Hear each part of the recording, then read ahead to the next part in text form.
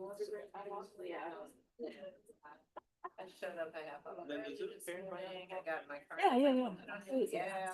Oh, well, I was already on the road. Yeah, if you do, it's okay. It's not the end of the world. So good morning, everyone in the Gampa as well as online. I just wanted to let you know that Geshe Gelik is still experiencing cold symptoms, so he won't be here this morning. Our director, Robbie Watkins, will be teaching today. So we'll be getting started just momentarily. The only other thing I need to tell you about is that our AV system is still down. So we are running everything through Zoom. So it'll be a little different than it normally is as far as audio and video. So if there is any problem you can't hear or something like that, just put it in the chat for me and we will try to rectify that situation, hopefully. There's laughing in the Gampa. So anyway, we'll get started in just a couple more minutes.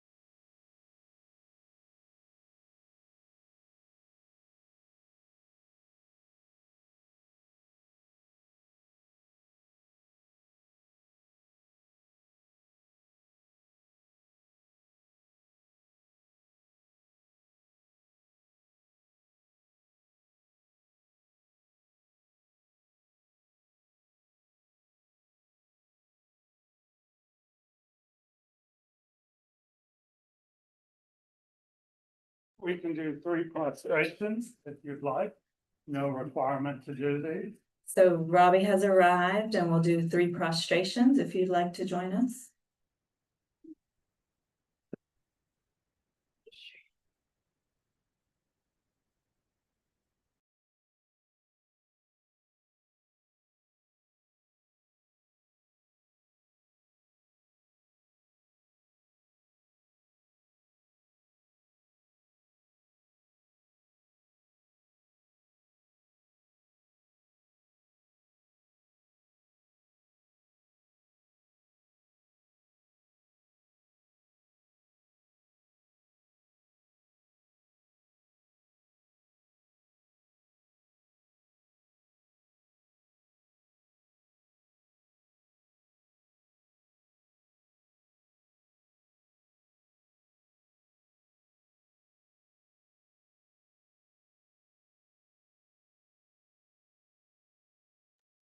So now you.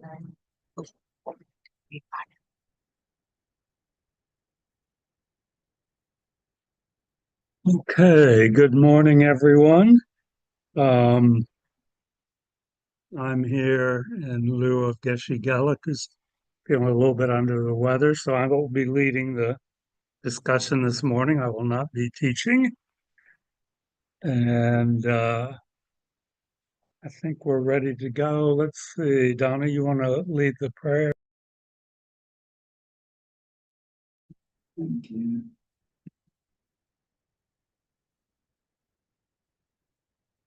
Okay, in the Gampa, please turn to page 34 in the Gold Prayer Book, and we'll begin with the Shakyamuni Buddha mantra.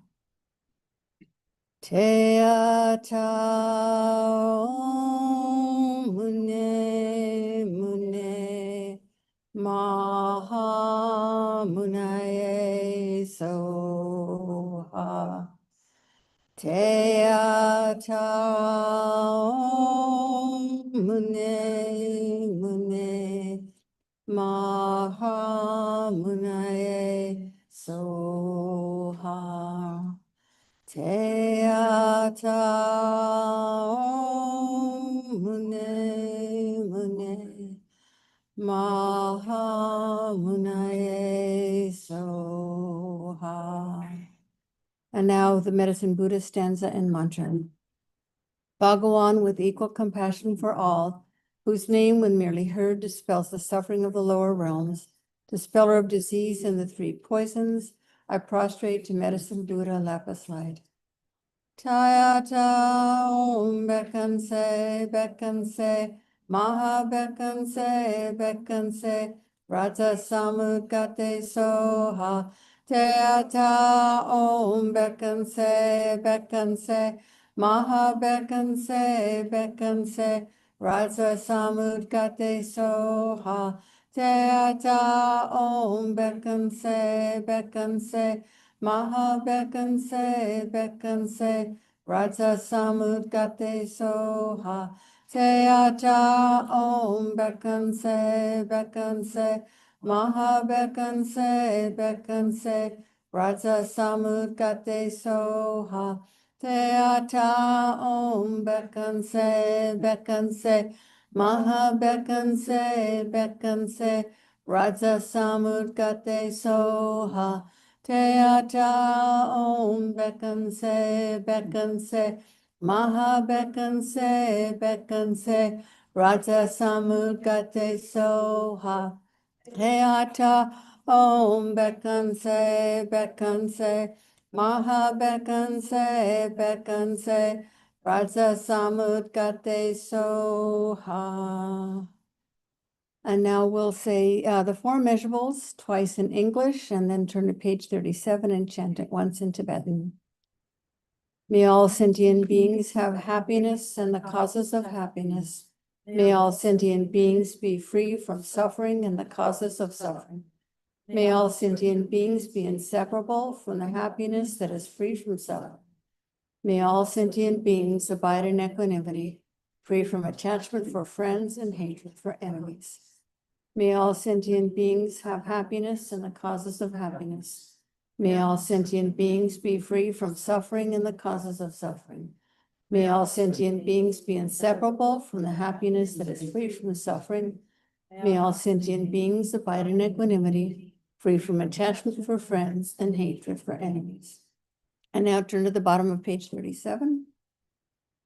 Sem Chen Tam Che De Wadam De We Gyudam Den Pa Gyur Chig Du Ngam Dang Du Nagi Gyudam Drel War Gyurchik Du Ngam Epe Te Wadam Mi Drel War Gyurchik Nye ring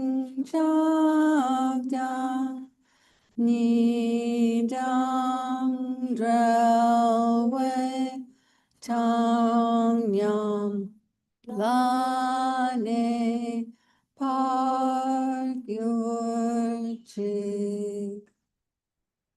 Now the Chenrezig verse of praise and mantra. Not veiled by any fault, white in color, whose head a perfect Buddha crowns in light. Gazing compassionately at all beings, to you, Chenrezig, all-seeing one, I prostrate.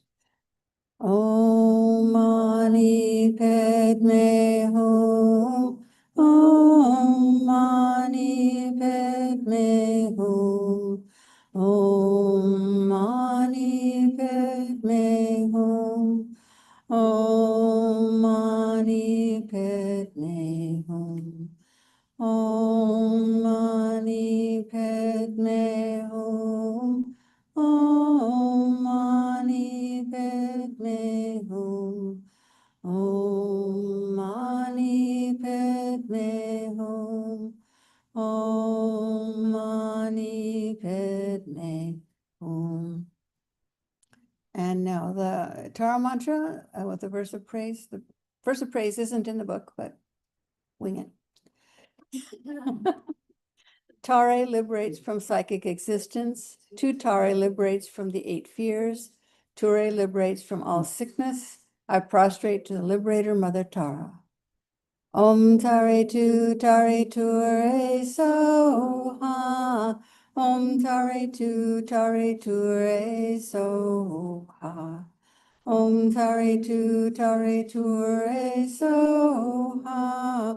Om Tare Tu Tare Ture So Ha. Om Tare Tu Tare Ture So Ha. Om Tare Tu Tare Ture So Ha.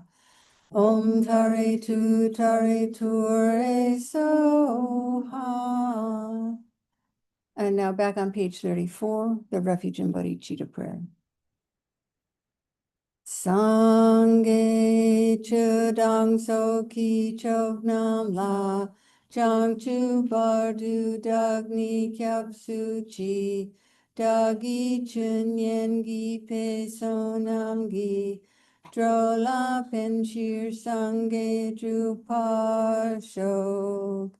Sangye chudang so ki chok nam la chang chu bardu dagni kyap su chi dagi chen yen di pe sonam gi drola pinchir sangye drupar shok. Sangye chudang so ki chok nam la chang chu bardu dagni kyap su chi dagi chen yen gi pe sonam gi drola pinchir sangye drupar shok. And now those who are participating in the family program can go ahead and leave the Kadampa. Thank you.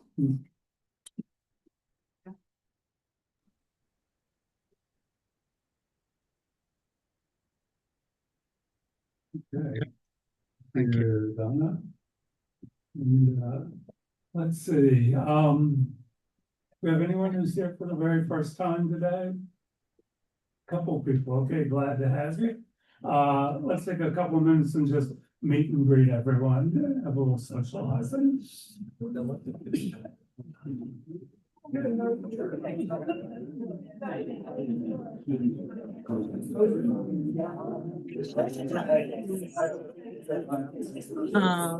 a while. Yeah, I'll change it so you can see your gallery view. Well, maybe I will. There we go. Yeah. So you're not just looking at your photographs. Oh, yeah. Everyone's doing good. Older, everyone's older. Yes. And everyone's doing really well, yeah. Yeah. I know sometimes my mom gets on Zoom. So she's been keeping up with the kids. Yeah. Good to see you too.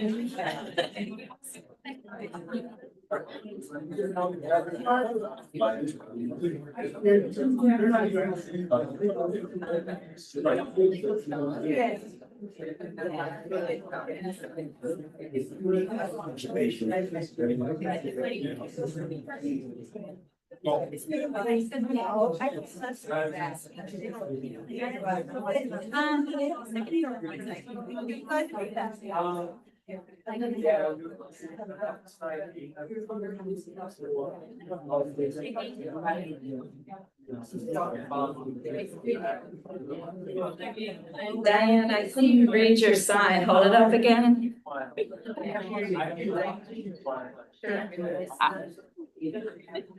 Hello, peeps.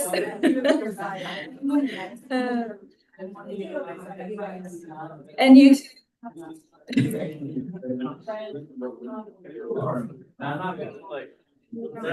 Then you can actually unmute and say hello if you want to.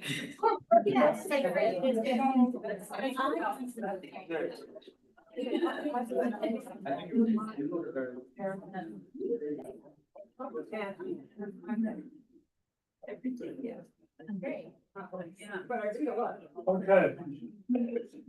see. Okay, welcome back, everyone. Let's see, let's start with a little bit of meditation. Always good. The prayers that Donna led us in help set our motivation. So let's just take a moment. Let's check our posture. If you're sitting in a chair, you're sitting a little bit straighter than you normally do, not leaning back, not slumped down, but your back's a little straight, your feet are flat on the floor.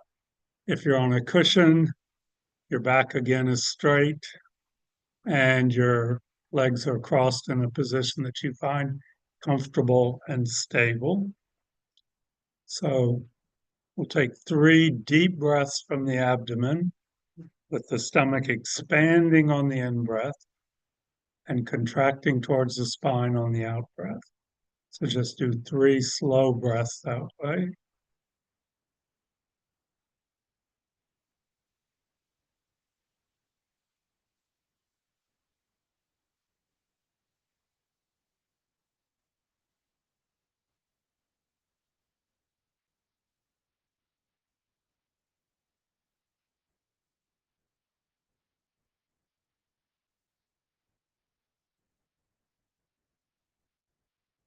Now we allow our breath to return to its normal pattern.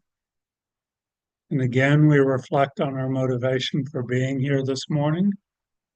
If we're just here out of curiosity, that's great. If we're here just for a little quiet or to indulge in some interesting discussion, that's good. But so that the most beneficial motivation is to think that we're here to work on our mind, develop our qualities of wisdom and compassion, so that we can be of greater benefit to all living beings. That's the bodhicitta motivation.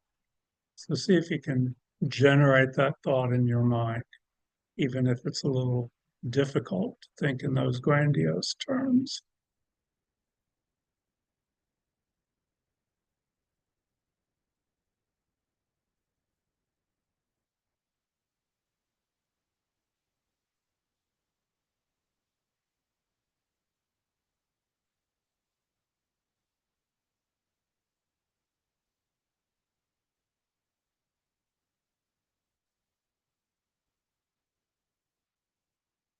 And having set our motivation, we'll just do a few minutes of simple concentration meditation.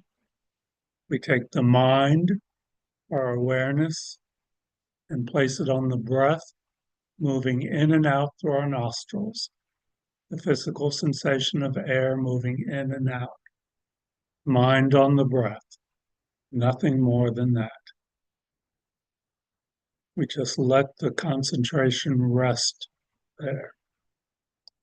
And every time we notice it's wandered off to something else, we gently bring it back over and over again.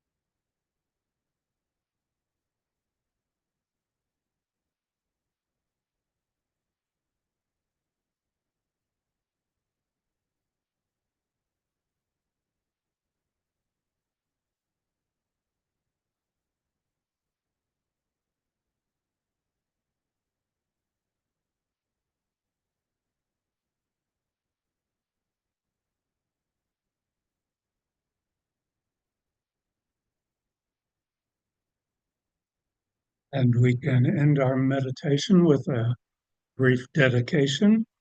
We acknowledge that we've done something a little bit out of the ordinary.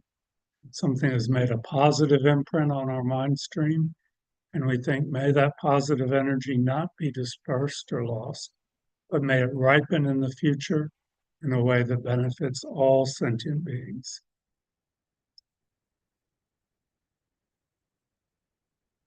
And you may relax your concentration. So I am up here leading a discussion. And if you'd like to participate in the discussion or contribute something, make sure you get the mic so everybody who's on Zoom and YouTube can hear what you're having to say. Who's manning our mics this morning? Yeah, well, Kim. It's not really gonna work because they have to be sitting in front of a Zoom. Okay. I mean, Still operating under. Yeah, so, That's good for in the room, don't you? yeah, in the room, or they can come to like my laptop, or Donna's. Okay. So, or if, you know, you could repeat back if it's Yeah. something.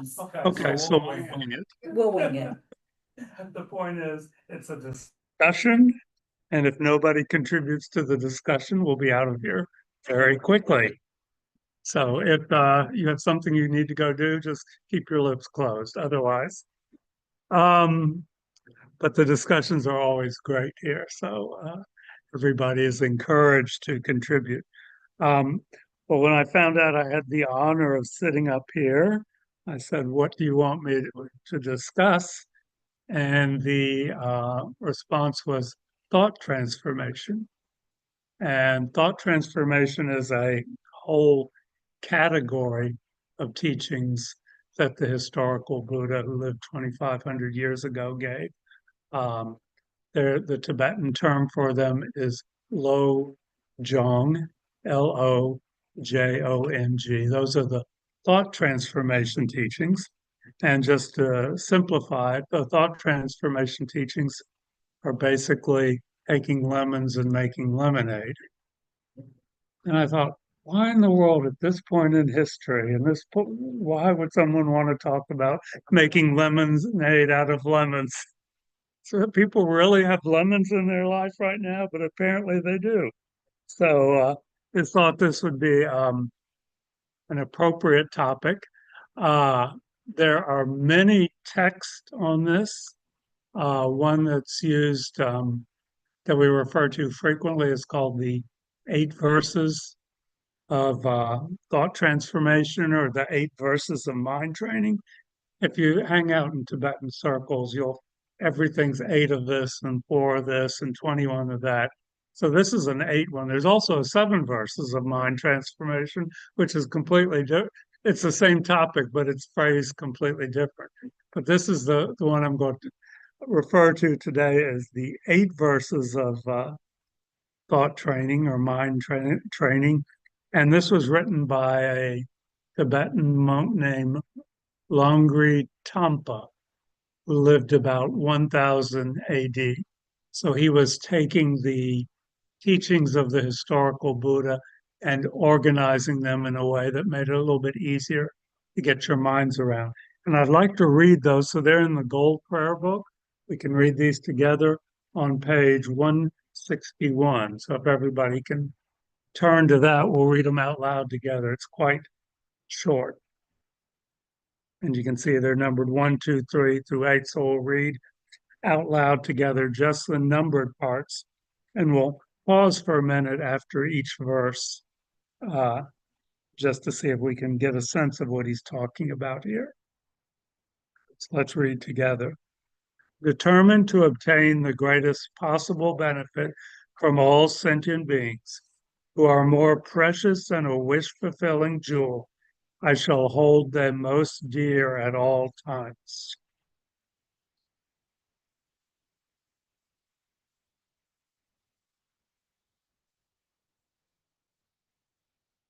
When in the company of others, I shall always consider myself the lowest of all, and from the depths of my heart hold others dear and supreme.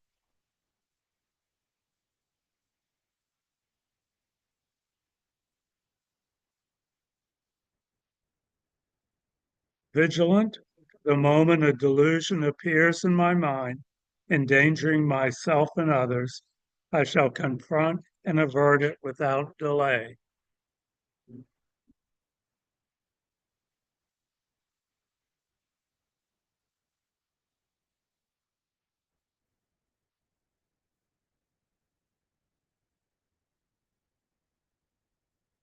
Whenever I see beings who are wicked in nature and overwhelmed by violent negative actions and suffering, I shall hold such rare ones dear, as if I had found a precious treasure.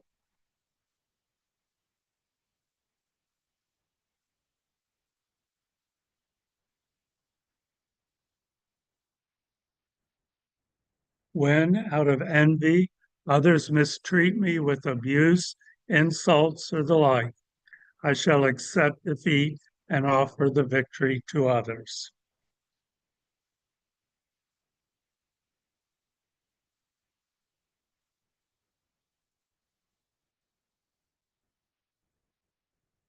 When someone whom I have benefited and whom I have great hopes gives me terrible harm, I shall regard that person as my holy guru.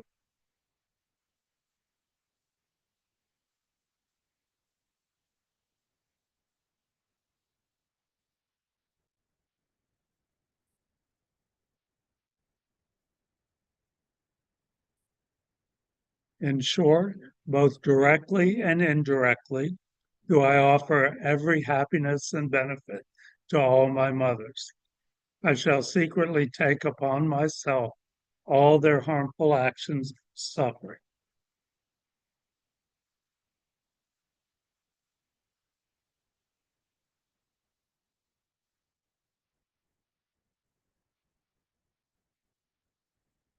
Undefiled by the stains of the superstitions of the eight worldly concerns, may I, by perceiving all phenomena as illusory, be released from the bondage of attachment. Okay. So that's a lot of words that you may not understand, but I think people got a sense of what he's talking about. What he's really describing here is the way the mind of an enlightened being naturally is. A Buddha or an enlightened being is someone who's completely developed their uh, qualities of wisdom and compassion. So a Buddha just naturally thinks in the way that's described in these verses. For example, when someone abuses a Buddha, he accepts defeat and offers the victory to others. Okay, when this happens, a Buddha, he or she reacts in this way. That's the natural state of a Buddha. The Buddha doesn't have to transform their thoughts. Their mind is already completely transformed. So it's just a natural way of being. Most of us are not there. Okay, so these 8 verses are about starting to practice thinking like a Buddha, like an enlightened being. And some of this seems completely unrealistic. Okay. But according to the Buddha, our mind is so flexible, so capable of being changed that thinking in this way is a possibility for each of us. Okay. We may think our mind is very stuck and fixed in being angry or impatient or jealous. And according to the Buddha, that's not a permanent part of our mind. The mind can be changed so that it naturally reacts in the way described in these verses. Okay, it doesn't happen overnight. It's not magic. It's not like you snap your fingers. It's based on training your mind. Okay, the way you train a muscle, the way you train an animal or something. Our mind can be trained. And at first, it seems very almost unnatural or awkward or like we're trying to deceive ourselves almost when we say these things, but that's fine. Okay. By thinking in this way, just reading through this one time, we've started on that process, changing our mind so that we think more in this way. And it's not something like, the power of positive thinking, or, something terrible happens to you and you're depressed and angry, and you say, oh, I'm fine. Okay. It's not that at all. It's not based on deluding yourself. It's based on really changing how your mind works. Okay. And it's a very deep process, but it's something that the Buddha said all of us could do. And it's interesting, I was just thinking, what he's describing is how we react to things. Okay. He's talking about changing how we react when we encounter someone who's mean to us, or someone who isn't grateful to us, or when bad things happen to us. He's not talking about changing that person out there or changing that situation, which, maybe is appropriate sometimes. But what he's talking about here is changing how we react. Okay. And our reactions are basically the product of uh, causes and conditions.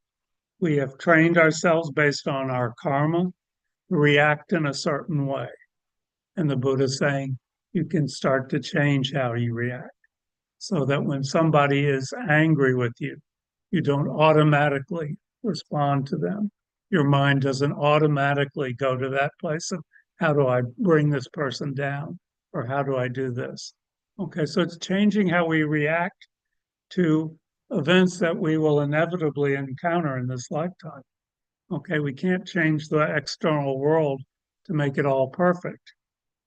Okay, we can't fix everything out there. Not that we couldn't fix things that we want to, but we can start to change how our mind reacts to people, to events, to ideas. Okay, and that's if we change how our mind so that it reacts with love and compassion and wisdom rather than with anger or jealousy, inevitably that'll make the world a little bit better place. Okay, if everybody was a Buddha, we wouldn't have any problems. We wouldn't have to worry about thought transformation. But that's not the world that we live in. Any comments or questions so far? Lisa? Come on. They won't hear you on Zoom. You have to talk into a computer. Please drive this out. Getting up and down is the problem. I was thinking that unless you have first been able to develop a true sense of self and of your worth and a genuine compassion for others, there's a danger in reading these and trying to follow them that you might just become a doormat. Yes. Or really think less of yourself and go into depression. Yes. So you need to do some work on yourself before attempting these, I think. Can you just say a little bit more about what kind of work you need to do beforehand? Yeah, describe that, yeah. Well, the I kind think of that's work, a great point, yeah. I think- Particularly this one about, which is the one that's always a problem. Give the big. I shall accept defeat. Yeah. Yeah. there's a few in there that Yeah, can be. that one in particular, Yeah. yes. But I think first you need to really have a sense of your own value Mhm. and understand that you're a person that has some value, that you're not a doormat. You know, a sense of yourself, that you have something to give, and then being able to develop that understanding that others, the compassion toward others, that they are humans and have had the same concerns and doubts about themselves and delusions and all that you do have or have had. Yeah. In the traditional outline of things, we would come to these teachings after we really developed a sense of the preciousness of this human life. That just by being a human, it's a great opportunity. It's that we should take advantage of, and we also relate on how we're all interdependent with everyone. Yeah, great point. Okay. You can stand it. Can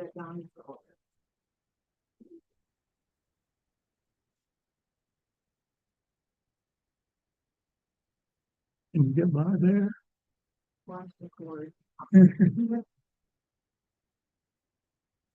ain't gonna help. Hey, that ain't gonna happen. Sit. Okay. So a couple of things I was thinking. One is like, this is taking Jesus thing, right? Love everybody and that kind of stuff, even your enemies. That kind of stuff. Yeah, it's taking it somewhere That else, Jesus right? stuff, yeah. So people think, Okay. how can I do that? Then they read this. Yeah. How the heck can I do this? Yeah. Mhm. Uh, Second thing is that the doormat thing, the work that I do in prisons, right? Whenever we do this teaching, always get that one. Well, you can't do that in here, otherwise people will just walk all over you and so forth. So I tell them a couple of things. And one is that since I've been practicing uh, being kind and generous and all of these good things, I've yet to have anyone walk all over me. Mhm. And so I think I tell them that. I also tell them too that if we're giving this from our heart, if we're volunteering this, that I'm going to do this for you, then there is no doormat. There is nobody walking all over you because you're given it. You're given of yourself. You're given your kindness. You're given your love. You're given your compassion.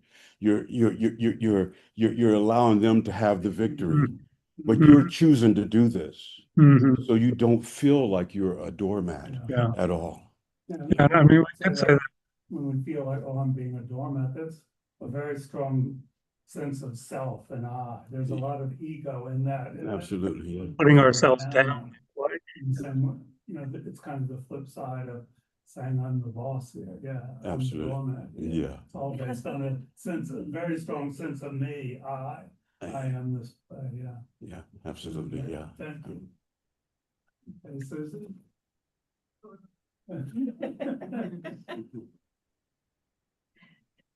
Very briefly, I was thinking if I was a new person to this, I'd want to know, well, I think it's a good thing to know that everyone has Buddha nature Mhm.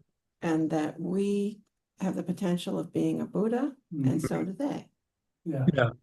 And why they're a precious jewel is they help us get there because they're so ornery that we have to practice. Yeah. For everyone has the potential to become a Buddha, a completely enlightened being. Every sentient being. Okay, and then we'll get to. Hello.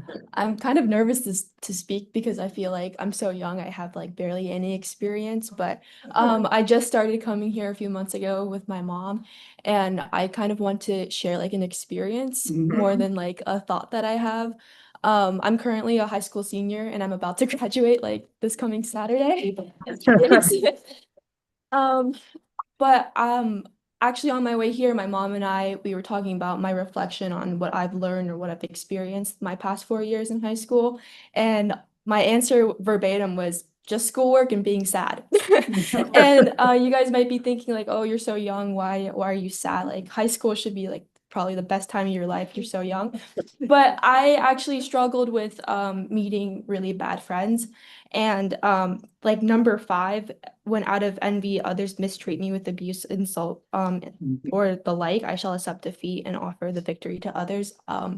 I feel like in a way I did that, but I didn't know that's what I was doing because long story short, I had a really great friend, or that what I thought was a great friend, and we had a nice big friend group, and all of a sudden she just disliked me for whatever reason, not sure why, and she convinced a lot of my other friends and what felt like my entire class to alienate me, and I felt very alone, and I didn't know what to do, and my mom was telling me that I should have stood up for myself, but I kind of just quietly let her do her thing and dealt with how I felt by myself. And it was really bad to where I thought I had to switch schools, but I stayed. But it was a really dark moment. I felt like it really impacted the rest of my years in high school. I would feel like my mind is a lot stronger now, but I still feel like that trauma has stayed with me because being alone your high school years, like your junior, like sophomore, junior year, it's like terrible. I wouldn't wish that upon anybody. But yeah. Believe it or not, as old as we are, we remember. Yeah. So I remember I would hear all these bad things being said about me. But I wouldn't say anything bad about her. And I would refuse to do that because I genuinely thought she was a great friend to me before whatever happened occurred. And I feel like after reading these eight I guess sayings, I feel like maybe I had pretty good Buddha nature before I even realized it. And I'm so grateful that we have the Kadampa Center so I can like hone on it even more and learn this skill. But yeah, that's just something I wanted to share. Maybe not as insightful as a lot of other comments, but Thank you. yeah.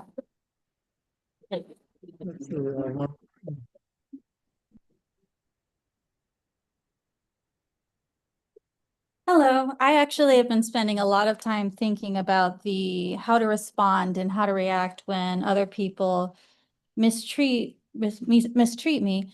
And I was just thinking that in a way, getting down on their level and lashing back, I mean, it's instinctual, it's natural, what comes natural to people. But in a way, that's being a doormat. The reason why someone chooses to harm is because they want something, they want a reaction. And by reacting the way that they want, you're giving them what they want from you. And by not reacting, they're like, what's going on here? Why is this person not reacting back to me? If they were to react back to me, I could go tell other people, look at what that person did.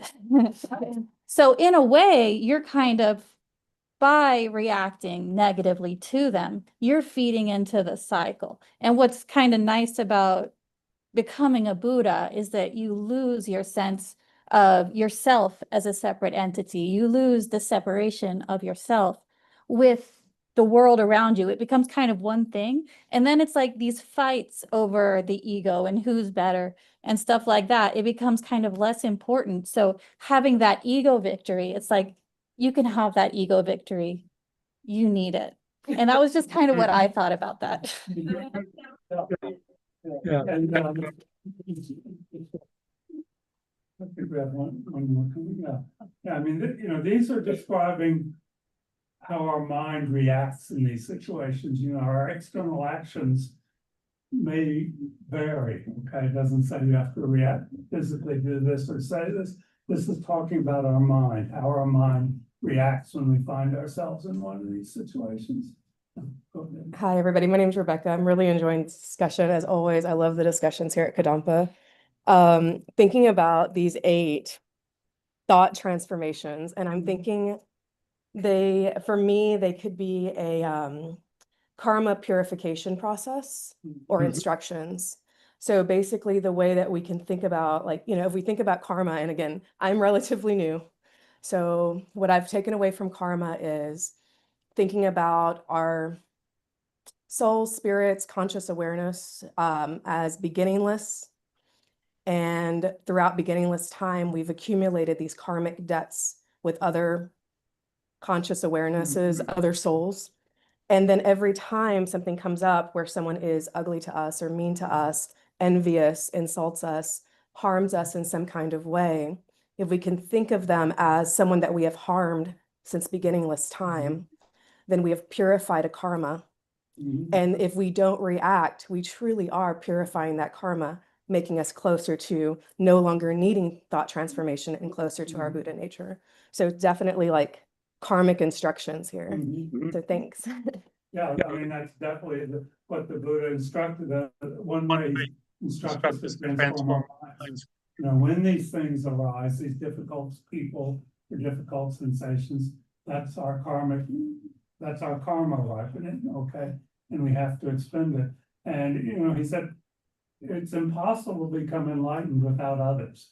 And it's impossible to become enlightened, particularly without irritating people. Okay. That are the top, you can, if you want to grind off your rough spots, you can't do it with a feather, you need irritating, unpleasant, angry people to become enlightened. You can't do it sitting in a cave by yourself for countless lifetimes. So that may be beneficial at a certain point, but to develop your own qualities of wisdom and compassion, and as you said, to eliminate your karmic imprints, you need other people.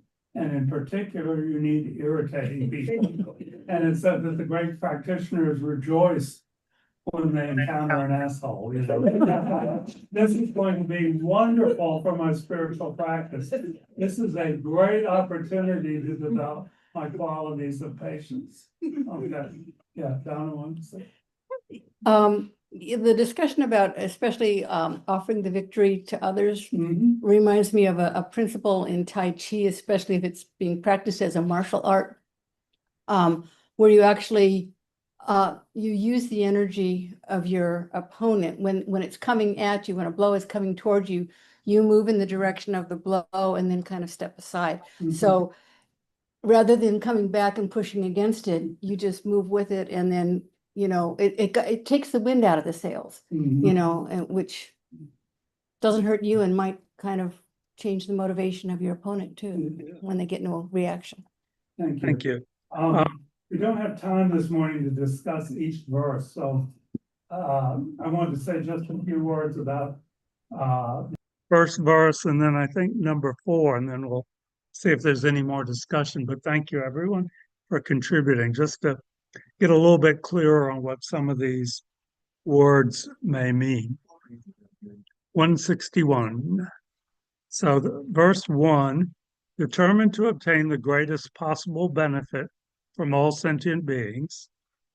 Okay. Let me see, I have another version. Another version that says, with the thought of attaining enlightenment for the benefit of all others. But this version is determined to obtain the greatest possible benefit. And what's the greatest possible benefit? Enlightenment. Determined to become enlightened, to become a Buddha, to completely develop my mind, become enlightened from all sentient beings. So he's saying that all sentient beings are what makes me enlightened. That's how I become enlightened. So having determined to become enlightened from all sentient beings, so this is bodhicitta, the wish to become enlightened, who are more precious than a wish-fulfilling jewel. A wish-fulfilling jewel was this mythical jewel. It's kind of like Aladdin's lamp. It would give you anything you wished for. Okay. So sentient beings who are more precious than a wish-fulfilling jewel, I shall hold them most dear at all times. Okay, and he's saying sentient beings, that's beings with consciousness who can experience suffering. So it's human beings and animals and beings in other realms. And he's put no qualifications. He's not said the sentient beings that are nice to me or the sentient beings that I like. Okay, this includes the sentient beings who are jerks, the sentient beings who seem to be messing things up. Okay, all sentient beings are more valuable than a wish-fulfilling jewel. Okay, because they are, in one sense, the cause of my enlightenment. They are a necessary requirement for me becoming enlightened. I cannot become enlightened without other sentient beings. They're a necessary part of the recipe. They're not the whole recipe, but they're a necessary ingredient. Without it, it'd be like leaving the yeast out of your bread you're making. Okay, it's not going to rise. And enlightenment is not a possibility without other sentient beings, both sentient beings who we like, sentient beings we don't know, and sentient beings that we actively dislike. Okay, so this is not This teaching is not about trying to change everybody into someone we like or make everybody nice. It's about changing my mind so that it holds all of them equally dear, equally close. They are that valuable. Even the sentient beings that I don't know are that valuable to me. So that's what he's talking about here in the first verse. We have to see all sentient beings as incredibly precious, more precious than a wish-fulfilling jewel, if we can imagine such a thing. Okay, so start to think that way. Just when you're in the checkout line at the store and someone doesn't have their wallet and they're having to search through all their pockets and everything after it's been added up. This person is more precious than a wish-fulfilling jewel. Okay, this person is a necessary component of my becoming enlightened. Okay, and it seems very artificial at first and very phony and deluding yourself. But if you start to think, our mind becomes what we think. And so if we start to think that way, even if it's forced or artificial initially, we can notice that our mind starts to change. Any comments on this one? Okay, Kim, come on down. Sounds like a priceless router. Yeah. You get a car. You get a car.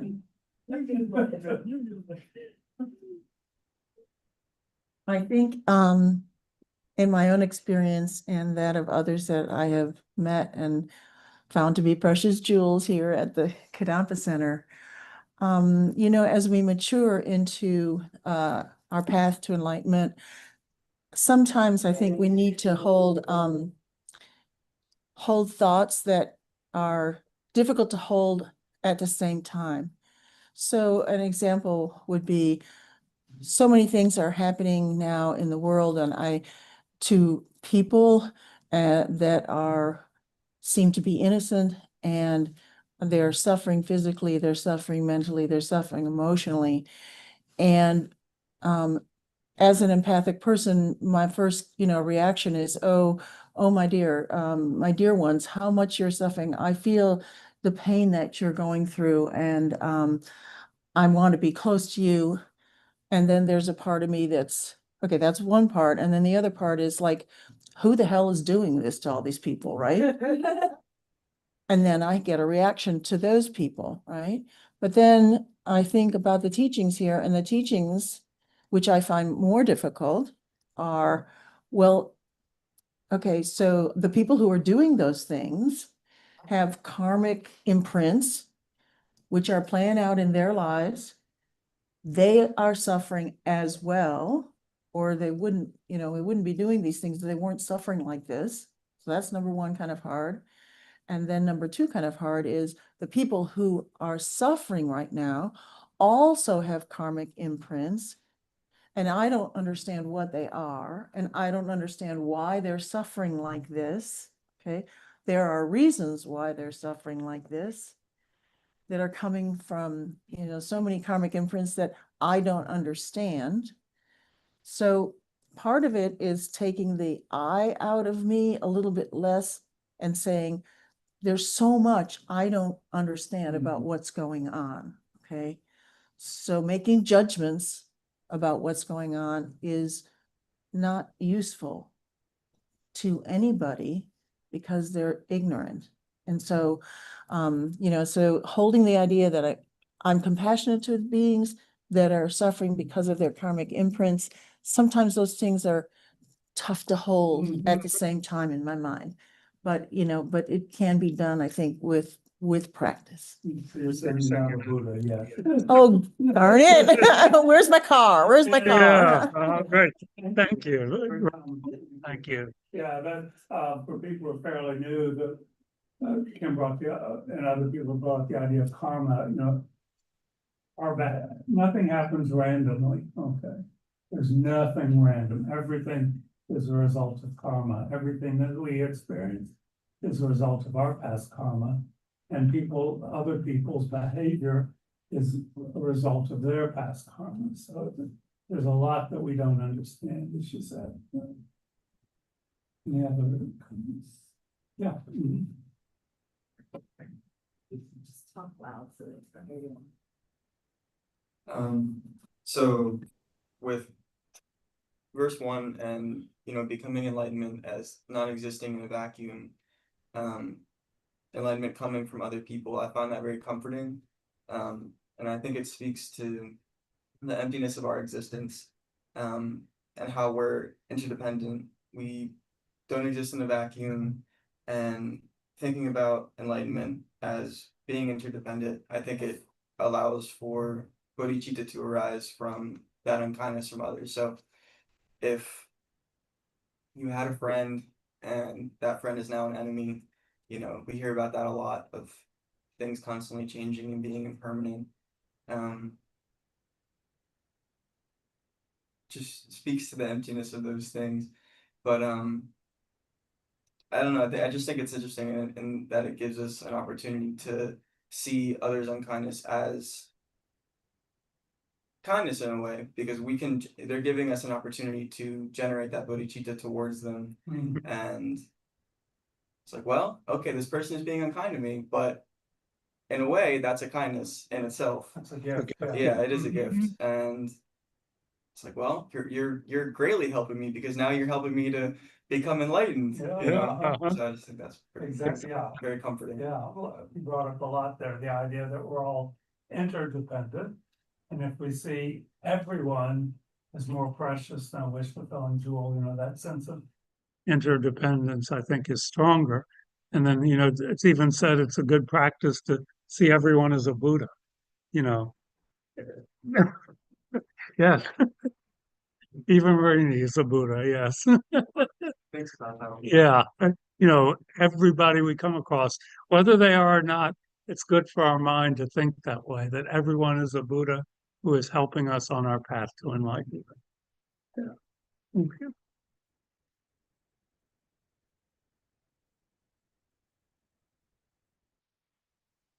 Folks, because they're gonna hear you through this speaker. So Somebody's like so nerve to talk. Yeah. Okay, well, I kind of have like a question. So the practice is obviously very difficult because, well, at least for me, I've always tried my best being kind to others, even if that's not necessarily the case back. But I feel like that has a lot of mental effect. I mean, even if I keep trying to think like, oh well, this is gonna benefit me and help me reach bodhicitta, I still feel that negative impact when people are hateful, and rude and mean. And my question is like, how do you get past that? Because I feel like as because for me, I'm a very empathetic and sensitive person. I've always been. Anything that is like remotely emotional, I start crying. Not that because I love crying, but just it's so much emotion for me to feel that the only way to get it out is through crying. But that's besides the point. I'm just a very sensitive person who feels a lot for others and for myself. And when I'm faced with a lot of like adversity regarding people and like people being mean, I find it very difficult to keep that positive outlook on myself. And are there like any tips or like bits of wisdom that could help me get beyond that? Because I think that stops me from or inhibits me from doing anything with my thoughts, and I just keep thinking. Okay, I think someone wanted, we'll open it up to anybody who wants to offer some advice or some personal insights.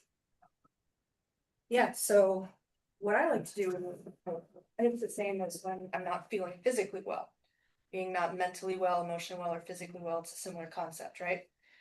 And what that means to me is that when I am in these various suffering states, I am in the process of burning off my bad karmic imprints from the past. So I'm happy that I'm suffering, because the more I suffer now, the more likely I am to be burning off as many negative karmic imprints from the past as possible. And the better chance that I have of being able to reach enlightenment quicker. It's the way that I think about it, because the more that you burn off, as long as you don't accumulate more or try to minimize your accumulation thereof, then it's all to your good, because that's getting rid of your karmic debt by enduring the suffering. So it's not like you're trying to make the suffering go away. That's not the point, right? Because life is suffering. Yeah. But it's accepting the suffering and being happy that you're able to get it out of the way now. So I like every time I get sick, I just think, okay, I'm burning something off. I don't have to like it, but that's okay. I'm burning something off. And that's just the way that I feel about it. I feel like a reason why I love the Kadampa Center is because everybody is searching and believing in the same values and the same things. To add on to what she kindly said, I just find it painful sometimes when I'm trying my best to give as much kindness to others and I don't feel that reciprocated. I know here's a safe place, like everybody here is kind and wonderful, but when I'm out there, like especially in high school, like it's so bad. Like trying your best to stay pure and be kind to other people is so difficult, especially. That's verse number 6, yeah. When someone benefited gives me terrible harm. Yeah, so unfortunately I feel like it is a very painful thing to experience, and it made me feel very lonely in high school. I mean, I know I'm not alone, but it is a negative feeling that I feel like I still need to learn how to deal with or change my perspective on, which I really appreciate this discussion. So thanks. Okay. Wait, Aaron hadn't spoken yet. You want to sit here? I don't want to sit. Oh, I had to be on camera. Yeah, well, our audio isn't working, so they're hearing us through Okay. Zoom. I just want to say, as a still emotional person at 50, like I just decided to be okay with it. I think some people just, feel more things, and I don't really know why we shouldn't. Like I don't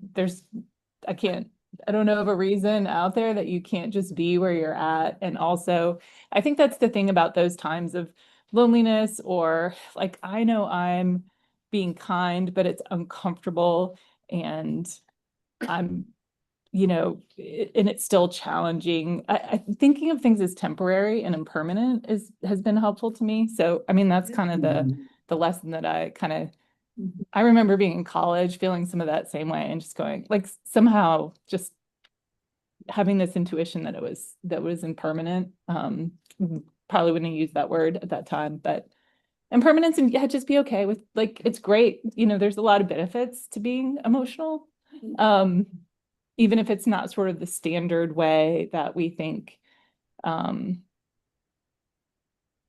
is success and toughness and achieving and striving. There's a downside to all of that too.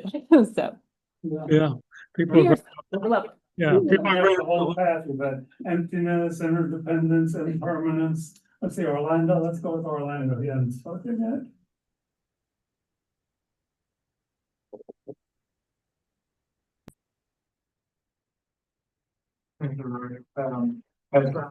I think something important also is to meditate on the nature of human life, of the human condition, because it is a given that we're going to die, we're going to get sick, that some people are not going to like us.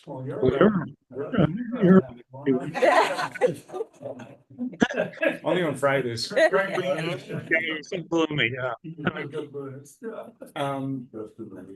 And we're pretty good at accepting that we're gonna get sick, that we're going to die. But there are other things that are unavoidable, right? Like some people are not going to like us. We're gonna get hungry at some point. But when we get hungry, we usually don't feel too much. We're like, well, yeah, I'm hungry, because we know we're gonna get hungry, right? And this is something recurring and happens, and we don't really get upset about it. We just know what to do. We're gonna get food, right? But we're gonna get hungry. When we get hungry, we don't have a mental crisis. Now, people not liking us is also something that is going to happen unavoidably in life. And if we meditate on that, I think that we can change the way we perceive people not liking us, or losing things, or losing loved ones. Because it's just something that comes with life. Why did I expect things to be different? You know, Yeah. that's what it means to be human, yeah. Yeah. Have a human body and mind. Shit happens, yeah. And you die.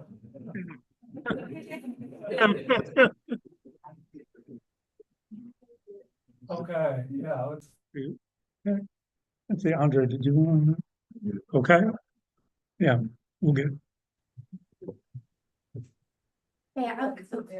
So thank you.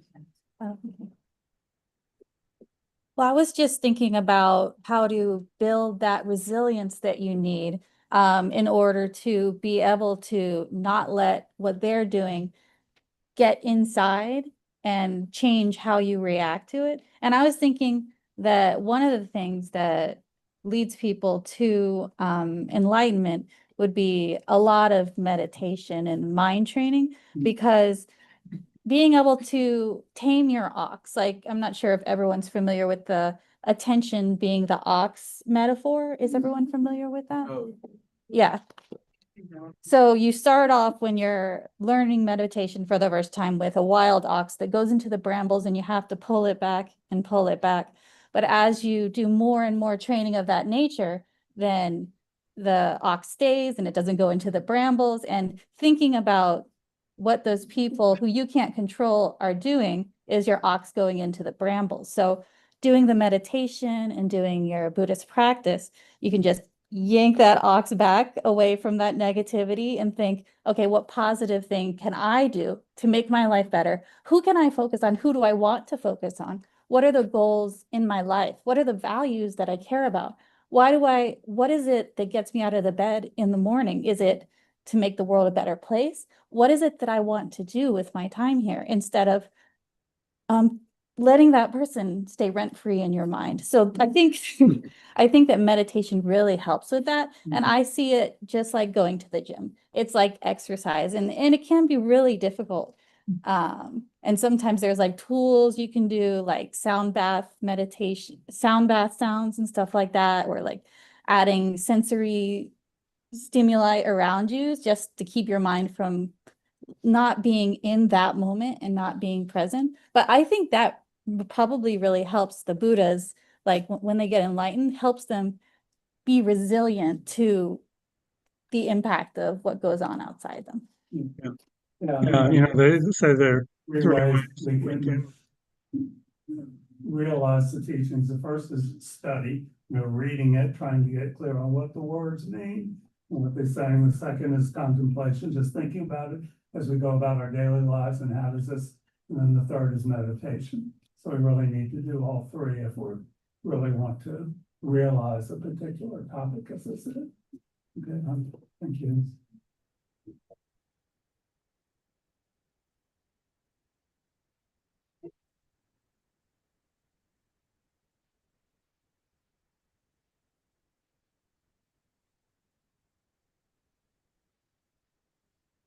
First of all, it's just hard for me to imagine anyone not liking you.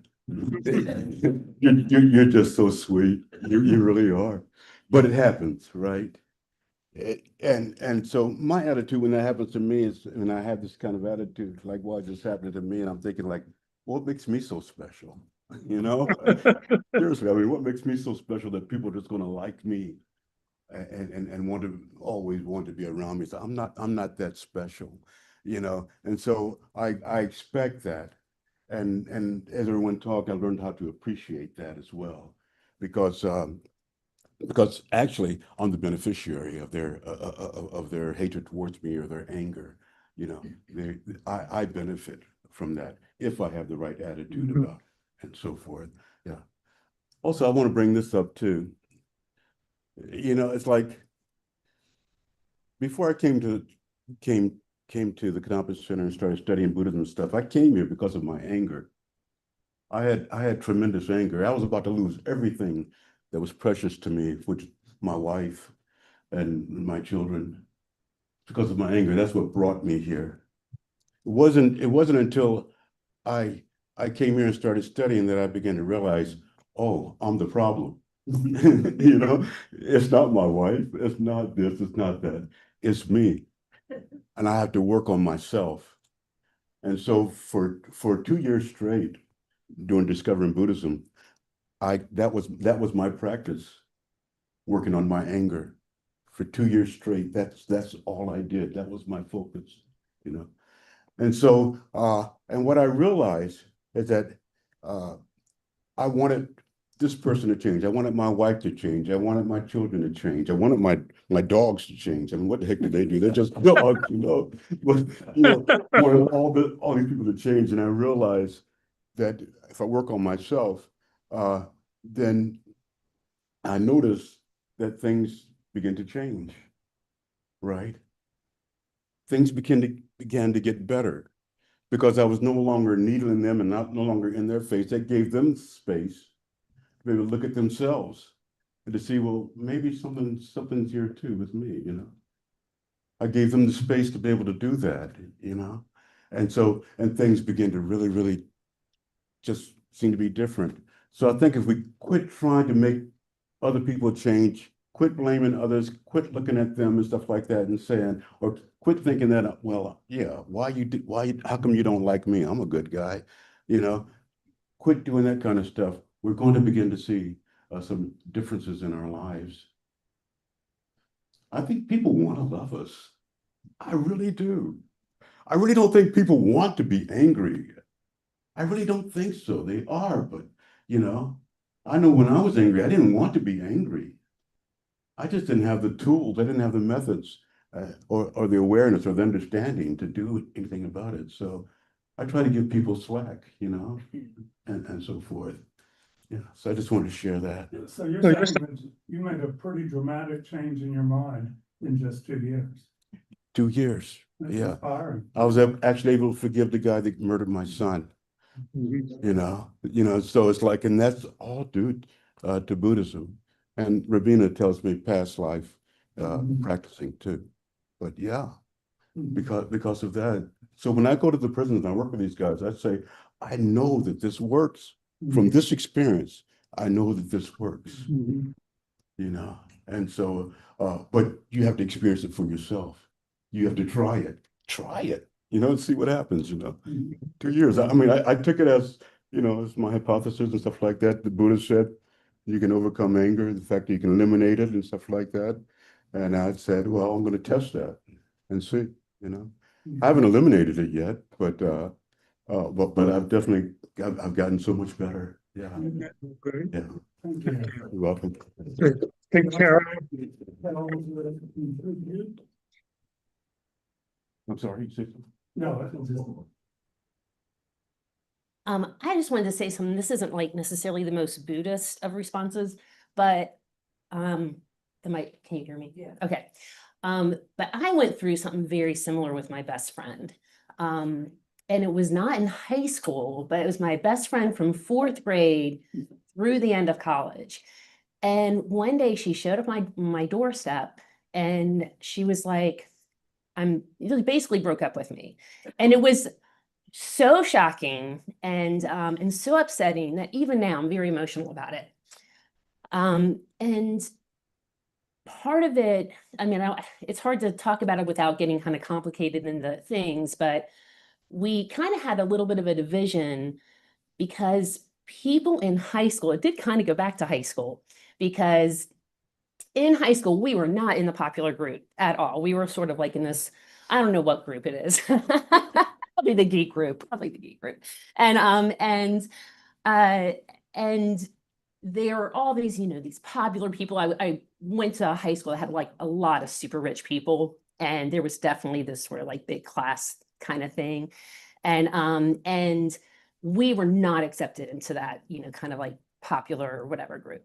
And then in college, she went to college with a bunch of them. She got to be really good friends with these same people who kind of treated us really badly in high school. And I was like, total grudge holder. I'm like, no way. I'm not friends with these people.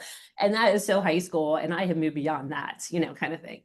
But something she said to me, and I do think it's true, although at the time I couldn't accept it. She said, you know, just like we were under so much pressure in high school, in so many ways, we felt like maybe ostracized by this particular group of people. She was like, we didn't understand that at the time, but they were under so much pressure to stay in the group they were in and to like they had all these pressures on them and they actually felt really, you know, kind of worthless and everything. And they were just competing to stay in their group.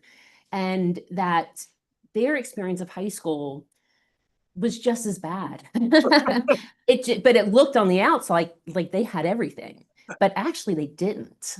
And so I just kind of thought about that because, you know, your friend who kind of broke up with you in a sense may have a tremendous amount of pressure and she may really hate herself for what she's doing. You don't know what she's feeling really. And she could just feel a lot of pain around it that she cannot on any way express to you, you know, and you just don't know. You just don't know what other people are going through.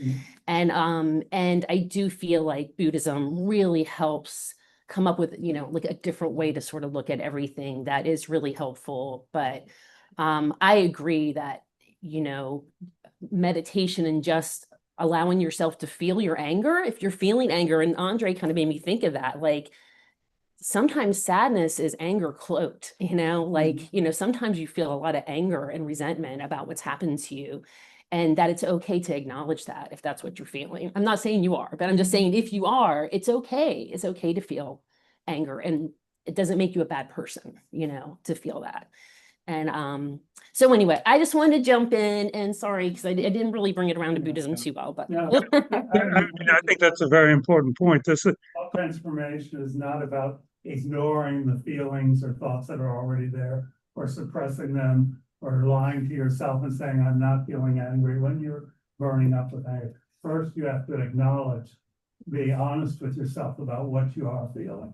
And then you can start to change so it doesn't, once it's arisen, you cannot make it disappear. That's a fact, but you can start to train your mind and you create the karmic causes so these things just don't arise instinctively. Okay, before we finish, I just wanted to read verse 4, and we talked about this a lot already. Whenever I see beings who are wicked in nature, okay, and overwhelmed by violent negative actions and suffering, such as Andre's dogs, I hold such rare ones dear, as if I had found a precious treasure. Okay. So saying particularly the people who irritate us, hold them especially dear. Okay, so that was a great discussion. Thank you, everyone. This is a wonderful text and it's short and it's easy to review. You know, you can include it in your daily meditation even if you want to. And so we'll do some dedication verses, Donna. Sure. And then we'll have some announcements.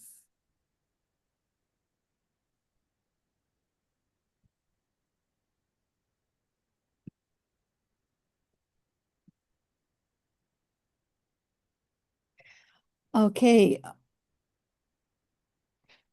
Turn to page 246 in the Gold Prayer Book for the dedication verses. May all beings everywhere, plagued by sufferings of body and mind, obtain a notion of happiness and joy by virtue of our merits.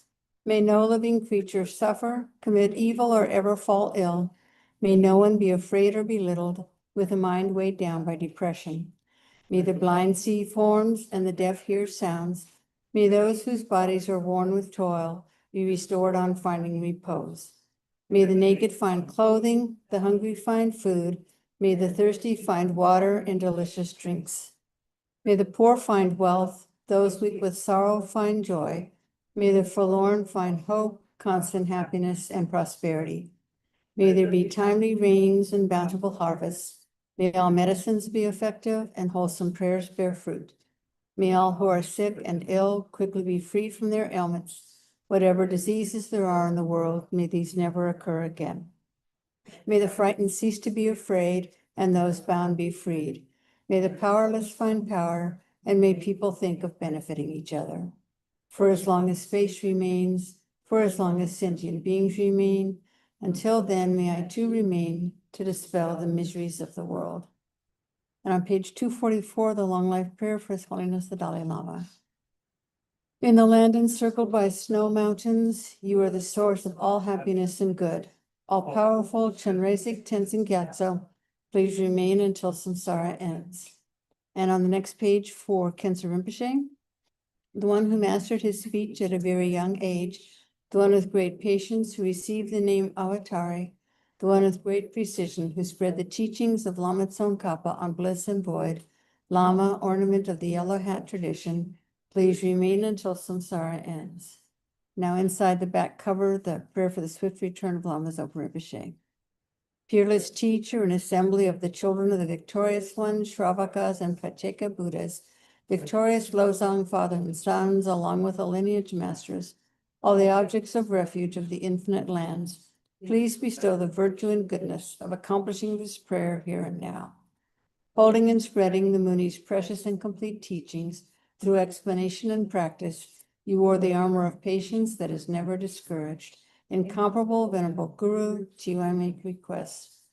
While striving single-pointedly for the sake of the victorious one's teachings, the sole gateway through which all benefit and happiness emerge, and from other living beings, you suddenly departed to peace. What a great loss.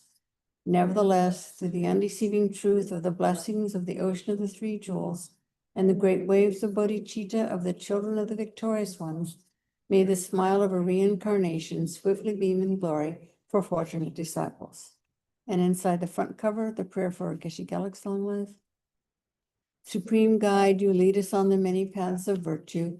A shining sun, you give us the best of excellent explanations. Supreme virtuous friend, you are a constant Dharma companion. Lama who has renounced fame, may you ever remain. And for Geshe Sangpo, you who have steadfast imprints of virtuous qualities and keep the instructions of the glorious Guru in your heart. You who pass day and night with noble activities, great virtuous friend, may you have a very long life. And Tara mantras? Om Tare Tu Tare Tu Re So Ha. Om Tare Tu Tare Tu Re So Ha. Om Tare Tu Tare Tu Re So Ha. Om Tare Tu Tare Tu Re So Ha. Om Tare Tu Tare Tu Re So Ha. Om Tare Tu Tare Tu Re So Ha. Om Tare Tu Tare Tu Re So Ha. Okay, so a couple of quick announcements. Sorry, let me unmute. A couple of quick announcements. One, I want to bring to your attention that this Wednesday, June 11th, we will not be holding Lam Rim class with Geshe Gelug, but instead Geshe Gelug will be offering refuge and the 5 lay vows. So if you have not taken refuge, folks have already had the opportunity to register, because we do need to know that ahead of time. Registration, unfortunately, is closed at this time. But I did want to mention that if you have taken refuge, you are more than welcome and encouraged to come on Wednesday night, because it is Sakadawa, and you can mentally kind of renew your refuge vows in your mind stream, and there will be some other prayers since it is Sakadawa. So come on and join us on Wednesday. It's from 7 to 8:30. And then on June 21st, which is a Saturday, our Tara practice will be held here in the Gampa. And either Geshe Gelug or Geshe Sangpo will be leading the White Tara Sadhana. And so that's basically just a prayer, or it's not really a prayer, but it's a practice for that specific deity. No experience is necessary. You don't have to have had any kind of White Tara initiation or anything like that, but it should be quite beautiful, and we'll set up a special altar for that practice as well. So again, that's on Saturday, June 21st from 10 to 11. That's the normal time, right? Yeah. Yeah, 10 till 11 on Saturday, June 21st. Lots more information is on the calendar, so check out the calendar and the website at kadampa-center.org. And here's Elise. Is this Kadampa Center open at all in Sakadawa during the day? Yeah, because some people ask. Hi, this is Elise from Outreach. I want to let you know that Kadampa Center is affiliated with the Triangle Interfaith Alliance, and they are sponsoring this afternoon in Chapel Hill at 4 p.m. a potluck devotional with a theme of coming together as one. So really in tune with what we've been talking about today. It's at the Holy Trinity Lutheran Church on Rosemary Street, 4 o'clock. Even if you don't want to bring any food, just come for some good socializing and discussion. There's more information on the Triangle Interfaith Alliance website, and there's a flyer if you're here on the other side of this wall that you can check on. The other thing is next Saturday, June the 14th, is movie night. And we have a wonderful movie called The Way Home. It's a story of a young boy who goes to live, a young city boy who goes to live with his mute grandmother in the country. And like, what could go wrong with that, right? And it's a wonderful story of incredible unconditional love and compassion. So I think you'd really enjoy it. Gather at 6:30, movie starts at 7, free popcorn and drinks. Thank you.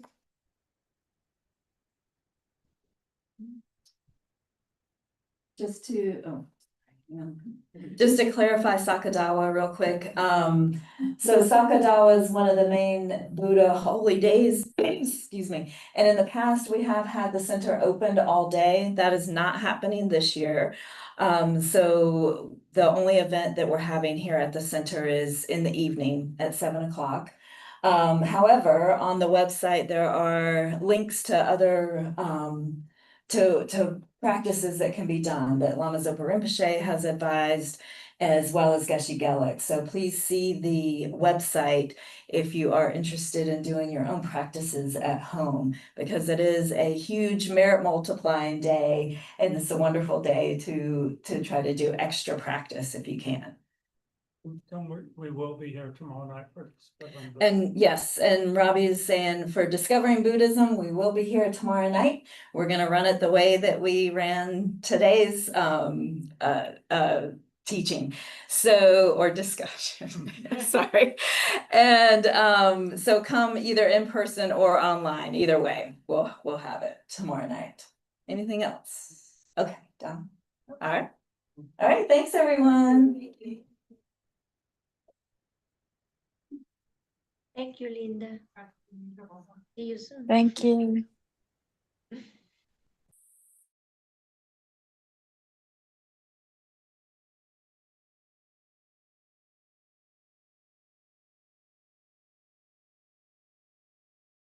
Thanks everyone.